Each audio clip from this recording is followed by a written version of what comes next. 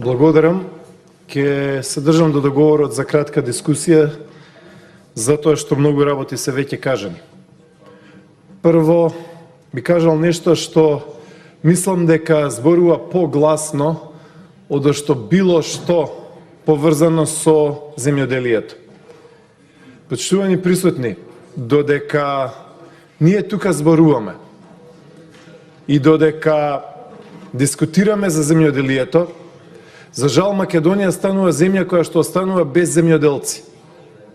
Ако пред 10 години имаше луѓе кои што сакаат да аплицираат за користење на земјиште, кои што сакаат да работат, за жал се помалци има луѓе кои што сакаат да аплицираат и да работат земјоделие, затоа што се иселуваат, си заминуваат.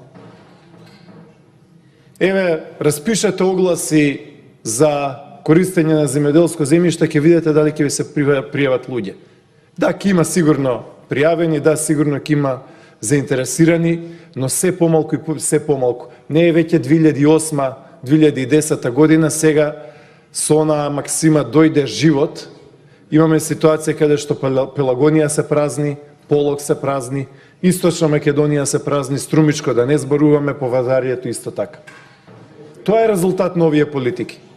Имаме ситуација, почитувани колеги, каде што сега со оваа максима дојде живот, се заминуваат луѓе што се вработени по министерства, по агенции, по УЈП. Има луѓе кои што се заминуваат од Македонија, што имаат 1 или 2 стана за издавање, што издаваат дуќани, се заминуваат. До толку е дојдена безперспективноста како никогаш досега. Уште еднаш, големата слика е дека последниве 2 години Македонија се празни како никогаш досега. И македонци, и албанци, и турци, и роми, власи, сите останати. Беше кажано зошто тука не е Љупчо Димовски. Љупчо Димовски не е тука затоа што денес буквално треба да купи нова врата. Значи, еве погледнете како тој изгледа во неговиот дом. Така, со кршење на врати, со влегување, со вознемирување на комши, со епизоди какви што на никој не му се допаѓаат. Ако некој сакал да дојде по Љупчо Димовски, можел да чукне на негова канцеларија и му каже: господине, дојдете. Нема потреба од ова. На што личи ова? Ова не е во ред, колеги. Би апелирал да гласате согласно својата свест и совест.